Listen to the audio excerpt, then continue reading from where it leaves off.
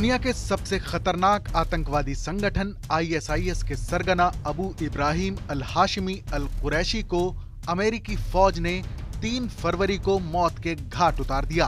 दुनिया भर में अपनी क्रूरता के लिए कुख्यात इस आतंकी संगठन के चीफ की मौत की खबर इतनी बड़ी थी कि इसको खुद अमेरिकी प्रेसिडेंट जो बाइडेन ने ट्विटर के जरिए दुनिया के सामने रखा।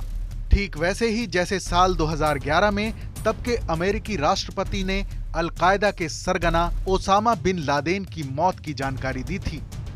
लादेन और अबू इब्राहिम के खात्मे में बस यही एक समानता नहीं है। लादेन की तरह ही आईएसआईएस के इस चीफ को उसके अंजाम तक पहुंचाने के लिए अमेरिका ने कई महीनों की तैयारी की थी और बड़ी सतर्कता के साथ इसको अमली जामा भी पहनाया गया।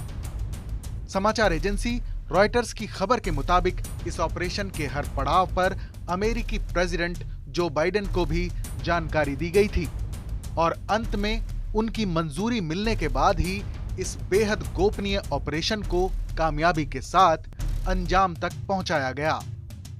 अबू इब्राहिम तक पहुंचने के लिए अमेरिका ने कई महीनों तक गुप्त तैयारी की थी। सीआईए को मुखबिरों से खबर मिली थी कि ये खूंखार आतंकी तुर्की बॉर्डर के करीब एक सीरियाई शहर तमेह के एक घर में छुपा हुआ है। बेहद लंबे सर्विलांस के बाद दिसंबर 2021 में जब यह कन्फर्म हो गया कि इस घर में रहने वाला शख्स आईएसआईएस का टॉप लीडर ही है, तो 20 दिसंबर को प्रेसिडेंट बाइडेन को इसकी जानकारी दी गई और उसे जिंदा पकड़ने के विकल्पों पर भी विचार किया गया। अबू इब्राहिम घर की तीसरी मंजिल में रहता था। कई महीनों से घर से बाहर नहीं निकला था और बाहर की दुनिया से संपर्क करने के लिए कुरियर का सहारा लेता था। इस हमले में आम नागरिकों के भी मारे जाने का खतरा था। जब सारे विकल्पों पर विचार कर लिया गया तो 1 फरवरी को बाइडेन के रक्षा मंत्री लॉयड ऑस्टिन और जनरल मार्क मिले के साथ एक मीटिंग हुई, जिसमें बाइडेन ने अबू इब्राहिम की मौत के दस्तावेज पर दस्तखत कर दिए। इस ऑपरेशन में अमेरिकी सेना का एक हेलीकॉप्टर भी खराब हो गया, जिसे निकलने से पहले अमेरिकी सेना ने नष्ट कर दिया।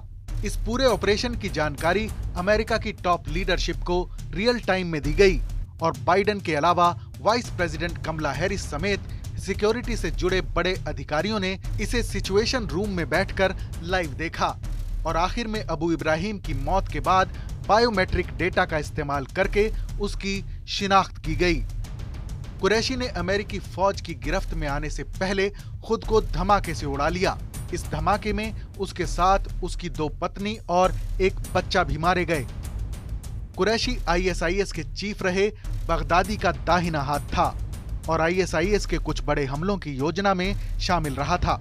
बगदादी की मौत के बाद ही उसने इस संगठन की कमान संभाली थी। इस खबर पर अपनी राय जरूर बताएं। देश और दुनिया की तमाम बड़ी खबरों के लिए देखते रहें TV9 डिजिटल।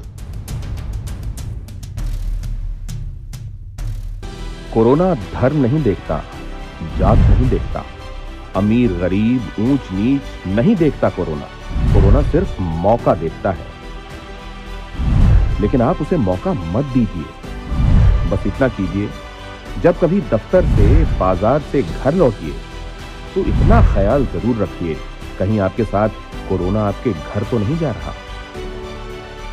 भूलिए मत, कोरोना अभी जिंदा है।